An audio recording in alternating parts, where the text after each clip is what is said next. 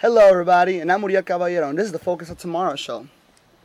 Focus of Tomorrow is a nonprofit organization which is located in Chicago, Illinois. You can find us on the web at www.focus-on-tomorrow.org, or you can email us at info@focus-on-tomorrow.org. Now, today we are featuring the Imagination Theater, and here with me we have Jeremy Schaffer, who is the Associate Artistic Director. So, Jeremy, the first question we want to ask you is, what is the Imagination Theater's mission? It's a mouthful. Imagination Theater provides diverse audiences with original, dynamic, interactive, participatory theatrical programming that enhances well-being and promotes a more civil, safe society. And once again, this is a call-in show, so you call us now at 312-738-1060. So that sounds like an amazing idea. So how did that come about? Well, yeah, I'll unpack that mission because there's a lot happening in that. What we do is we bring in theater productions that create real-life scenarios that gives audiences an opportunity to explore often complicated social issues. So, for example, our scenes will take an audience through a scenario up to the conflict, and then we heighten the conflict instead of solve it. And that's where the fun comes in. We then freeze the action and then facilitate a dialogue with the audience to see what they could do differently to solve or resolve that situation. And this applies well for topics like teasing and bullying, respect, a pretty diverse array of social issues that we can bring to schools, community organizations, park districts, pretty much anywhere. Awesome. So how does engaging the audience help resolve issues in the communities that you work with? What's great is it promotes a dialogue. Oftentimes conflict arises because of a lack of communication or a lack of understanding, and theater and the facilitated discussions that we have creates an opportunity for audiences to talk to each other and to us and air their ideas, and it helps figure out where a community or a classroom stands on an issue, and you can't really cut to the bottom of an issue until you know where you are in terms of that issue. And I think that's the engagement that really gets us to some interesting places, because it's for the audience. We're not coming in saying this is how to view a certain topic, but rather, hey, what do you guys think about this? Awesome. So how does your ensemble engage audience members who might not want to participate, but you can tell they want to benefit in being on the stage? How exactly does that work? There's a lot of ways that can happen. We bring up audience members to do some things that occasionally might be outside of their comfort zone, but we also have lots of ways that people interact with our shows. Sometimes it's just through the discussion. We can simply asking questions, or there's also group opportunities. Raise your hand if you feel this about whatever the subject is, and that's an opportunity for possibly a shyer person who might not want to get their actual words out there to at least raise their hand and show support to a certain idea or express an emotion towards something. Right. So I understand you guys have plenty of programs that you guys have in your organization, but what are the differences between the content discussed in your high school programs and your college programs? Perfect. A lot of that is everything is age appropriate. So we make sure that the scenarios and topics are fit for the age we're talking to. So our college programs often deals with the transition into college life. So our most popular program is during college orientation. We talk about things like dealing with roommates for the first time, coordinating the difference between your work-life balance. How do you take on the social challenges of college while also meeting the academic pressures of college and making sure that you're getting the most out of everything that it offers. Whereas in high school, we oftentimes will focus on a more specific issue instead of just college life or stepping into adulthood. In high school, we'll talk about bullying. We have a show about HIV and safe sex and things like that allow everybody to get on the same page and focus on one issue.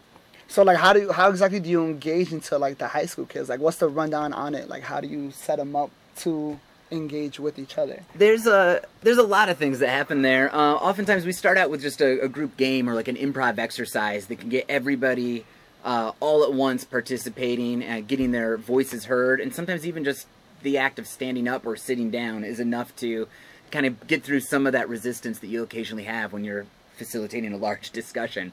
Just little things like that, and then we can ease in through our scenes. The actors will portray a scene. Oftentimes they're funny or just engaging in some way that gets people on the edge of their seat trying to figure out what's going to happen next.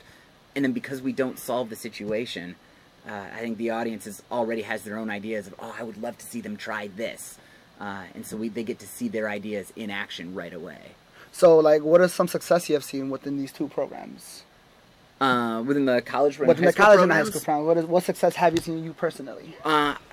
We had a show just last year, actually. It was a show of our Take a Stand performance, which is a program. Talk to me more about that. It's a program about bullying. It's all taking a stand against bullying, and each scene is a different angle of different ways that we can stand up for people that are being bullied, stand up against bullies, and also understanding where a bully might be coming from. And at the end of the show, and I'm oftentimes nervous a little bit at the top of a show like that, because you never know where an audience stands, how comfortable they are talking about bullying, right. And sometimes you don't know exactly where they're going to wind up. But at the end of the show, I watched a line of, I think they were freshmen, might have been sophomores, walking out, all still talking about the show. And to me, that was a massive success, because it wasn't talking about actors or like the costumes or anything like that, but they were talking about, hey, you know what I would have done in that bus scene? I really wanted to see him try this, or here's something that I think we could do, and continue to talk about the issue, the dialogue. And when the dialogue goes beyond the show, I feel like that's when you know you've really had an impact. Awesome. So considering you have these type of programs you have with the colleges and the high school, Mm-hmm. Tell me a little more about the importance of the No Secrets programs and your collaboration with the Rape Victims Advocates. No Secrets is a vital program. I think it's a really powerful program. It's a children's sexual abuse prevention program, and it's grant funded within the city of Chicago, which is an amazing, amazing thing. So we can bring this directly to schools. There's a script for kindergarten to 2nd grade, 3rd to 4th grade, and then 6th to 8th grade to deal with sexual abuse prevention, which is a really loaded topic. And we work with Rape Victims Advocates because oftentimes during the show, there will be audience members that realize that they have something that they need to share and disclose, and sometimes it can be a really major issue. And Rape Victims Advocates is on hand to handle those disclosures and make sure that kids have the help they need after the show, so that when they share something that they perhaps have been told to keep a secret, there is an outlet for justice to come from that. So is it really nerve-wracking when it comes to the kids, like when it comes to that type of topic that you guys discuss? Like, do the kids really, how do they pick it up? Like, on the subject of sexual abuse, it is, as you can imagine, it's a hard topic, especially for the younger age ranges. And it's interesting, we tackle it in a really careful, safe way. First starting with, we don't start with the heavy issues of sexual abuse, but just safe touch versus unsafe touch, and some scenes that are just funny. They relate to the issue, but they get the kids relaxed and talking. And then we transition a little bit slowly into the more heavy, more sensitive issues.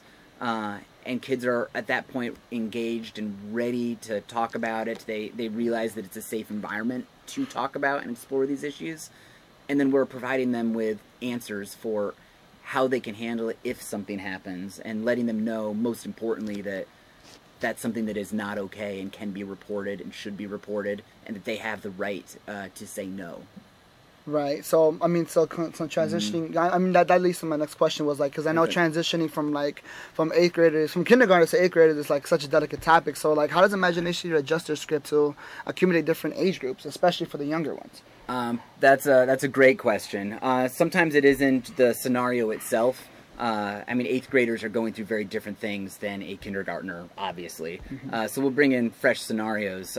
Kindergarten scenes oftentimes take place at show and tell, or something that they can relate to and recognize their lives in. Whereas our 8th grade audiences and our high school audiences, we make sure the settings are appropriate, the conversations are appropriate, but also the way we address an issue. An 8th grader can get into heavy things a lot faster than a kindergartner can, and we make sure that transition into the heart of the topic is structured and scaffolded so that people are supported the entire way. So what does that mean by structured and scaffolded exactly? Starting off with something that's really approachable. Okay. We try to start the show, any of our shows usually start with something that is humorous, relatable, and the stakes aren't terribly high. Okay. So that people are comfortable with the idea that, hey, if this is uncomfortable, it's going to be okay right off the bat. And we slowly, by grades, get up to the more serious topics, so that they don't feel shocked or overwhelmed when we hit something more serious. Right. So last year you guys held a contest, right, called Ease the Tease. Yes. So tell me what's the mission behind that? Ease of the Tease is one of our oldest and most popular shows, and it is all about arming kids with strategies to respond to teasing. Because oftentimes when kids are teased, they have the fight, flight, or freeze response, and none of those are necessarily the most effective. So this show is based on the book Easing the Teasing by Judy Friedman to teach kids specific skills that they can do, like ignoring, answering with a compliment, taking it as a compliment, and a whole bunch of others. And we held a contest after the show. Kids had an opportunity to write a story about a time they used one of these skills. And then they sent them all in to us, and we were able to read a whole bunch, hundreds of stories about using these skills to fend off a teaser and just help their own self-esteem. It was a pretty amazing thing to read, actually. It was a good day in the office as we passed around all the stories. Right. Yeah. So you guys had this last year. Is there any way it's going to be held this year? It may very well be. That is something that we're going to look into. If we do, it'll probably be in the April-March time frame.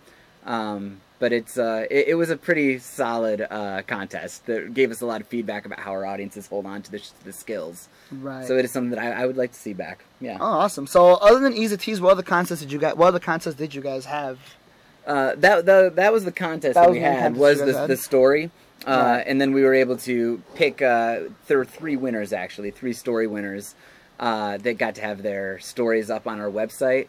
And then we went back and gave their classrooms free visits, follow-up visits on the Ease the Tease skills, which is a great opportunity to review the skills and then also get some more one-on-one attention with our actors. So what kind of awards did you give out for these kids within these contests? Were those the awards that you guys gave out for them? The award was that they won totally free of cost that workshop. Oh, okay. Great. And then they got special honors that day, the individual kids. So their whole grade ended up winning based on their stories. But then they were publicly honored on the webpage and on various social networks, as well as at their school. We made sure to acknowledge that they had put together some truly awesome stories. Awesome. So, like, I understand you have all these type of programs for, kindergartens from 8th graders to college, high schools, but talk to me more about the Senior Spotlight. Senior Spotlight, that is for senior citizens. So it's a program that's slightly different in format from our other programs. It is a full-blown musical. So the most recent one was about Chicago and Chicago history. So we were able to sing Chicago songs and then also engage the audience differently than we engage our youth audiences. It focused a lot on memories and engaging those memories and getting people moving and exploring. My favorite part about that show every single time is when we start asking the audience, what do you remember about Chicago? And it is great hearing stories about 30, 40, 50 years in the past. For me, even just learning more about what the city I lived in was like back then, but also the faces of the senior citizens as they have the opportunity to talk to an excited group about their memories and what they recall, what different streets were like, the amusement park that used to be up on the north side. I've heard more about that through that show than I ever had anywhere else. Right. So it's like, Senior Spotlight. Why do you think it's important to engage the seniors in this type of show? Understanding that from transition from kindergarten to high school to college, that's understandable. When it comes to Senior Spotlight, like, why is it important to engage in these seniors? I think it's important because they deserve it. Our senior citizens deserve really great, engaging programming that is for them. A lot of the seniors' homes aren't always able to afford it, and I love it when we're able to come in and provide that outlet to get them laughing, singing, sharing stories, moving around. We had a snowball fight that we brought in using balloons as snowballs, and it was a chance to get an entire room knocking the snowballs around, and just the joy in that room. They deserve it, I guess. It seems like a simple answer, but I think that's why it's important to engage that audience. They've earned that entertainment. So, like, you personally, what do you think? Who do you think is your favorite group of people to engage into? Like, what's your favorite? Like, man, that's like asking somebody to pick a favorite child. I don't know. I don't know if I have a favorite audience. I can say I love any audience that challenges themselves and then rises to that challenge. We'll have audiences that will get into some pretty serious debates and not always agree, But if they're willing to have that debate, that's something that I think is beautiful. That's something that I love to watch and facilitate, and just know that that was able to happen. Can you give us like an example of like some type of debate that you like witnessed? We've had a lot that comes up. Oftentimes in our Ease the Tease program, after every single scene, we'll ask some question along the lines of, what could you do in this situation? If this kid was teasing you, what could you do? And oftentimes we'll hear a pretty vocal group say, like, well, I would hit him. And, of course, there's a whole bunch of other opinions about what might be more effective, and being able to facilitate that discussion of, okay, you use violence as your answer. What happens when you do that? And allow everybody to contribute. And so we're not telling anybody their idea was wrong, but we're letting them explore it and think it out beyond just that instinct. Letting them see, what are the consequences, what is the big picture, what does this really accomplish if I do this, and then hearing the way other people feel about it too. And I know I had one show where somebody was making that argument for violence as a solution, and then they heard from everybody else that that was something that would not earn their respect, and that changed their point of view. Right. Just the knowledge that, oh, the rest of my peers are not going to respect that choice. Really? So, like, you personally, why did you join Imagination Theater? Like, what engaged you to join Imagination Theater? Why did I join Imagination Theater? I started out as an actor, actually. Okay. I've been with the company for a long time, and I loved the forum theater aspect. The idea that we're presenting a scene and then giving people the opportunity to interact with it. I thought that was really exciting. It drew me in. Really? And it looks like we have a caller. Caller, do you have a question or comment? Hello. Hello. Hi. Hi, how you doing? I'm well. How are you? I want to know, basically, are your programs still going on? And do they go to the schools that basically need your services, like the South Side, as far as where the basic hate crimes is at? Like to target the areas where your services need, as far as your programs, not just one place? Yeah, our plays they're available all year round. So every single program we have is a year-round program, and oh, did we lose you? Well, it looks like we lost that caller. Well, so there, you can continue. Well, if you're still there, we are available at all schools. The north side, the south side, the suburbs. We even go beyond Illinois. So we're available everywhere, and we do, to help make sure that we're serving a broad array of audiences, we also have some of our shows, not all of them, but some of them are grant funded as well.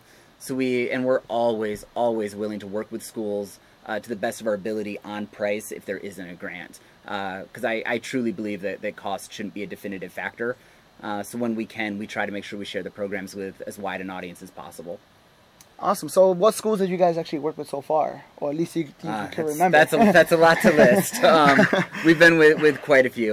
Just this past Friday, we were at a Hope Institute, and we did Vaughn. Oh no, I'm sorry. We did do that, but that was a while ago. We did St. Ignatius this week. We've been at a number of schools. I mean, a really large number of schools, more than I can name. Any colleges that you guys work with? Any college or just specific college students that you guys really We do work with? A lot of colleges in August. That tends to be a big time for our colleges. It's a little bit less throughout the year. We certainly are open to it throughout the year. But in August, during new student orientation, that's when we do the most in the way of our college business. Yeah, right. So going back to the senior spotlight, because I figured it was actually pretty cool. You know, considering you guys work with senior citizens, like do senior citizens really engage in these type of like plays and blogs that you guys actually give out? Do they actually bring out like the young inner spirit with it? Like that's what I'm curious about. And every audience is different, of course. And we have had the beautiful opportunity of seeing audiences come in very, very quiet and then just leave laughing. And by bringing some people up, there's a scene in the Senior Spotlight show that takes place in a speakeasy, and we have people come up and play, you know, Al Capone's girlfriend and whatnot, and it is a really awesome opportunity to see them take on characters and just play. Play has an incredible value, I think. It opens the imagination. It frees us of a lot of things, and watching them play it's a beautiful thing. Right. So, like, considering you guys have so much going on with all these type of, like, you know, programs. Ty, you were talking to me a little about the show you guys are having that's coming up, right? You have a TV show coming up, I believe you said, or was it? We have we have a new show that we put together. Can you talk to me about that and how you put it together? I would love to. We have a show. It's called Show Some Respect, and the show has been with us for a long time actually. But we rewrote every single scene this year, so it's a brand new show exploring the idea of respect. And we created it through workshops in classrooms with 2nd and 4th grade students to make sure that we're dealing with the respect issues that they wanted and needed. And it produced a really fun and interesting show that is unique to each age grade. So it's a brand new script for K to 2, and then a completely different, unique script for 3rd to 5th grade. So what inspired you to do these type of scripts? Like, how do you guys come up with your ideas? Oftentimes it's what teachers and principals have said there's a need for. Okay. For this most recent Show Some Respect, what was exciting is it was a combination of what teachers said there was a need for, as well as what students said there was a need for. We went into one workshop, and we had our ideas of, I bet this is what the kids need.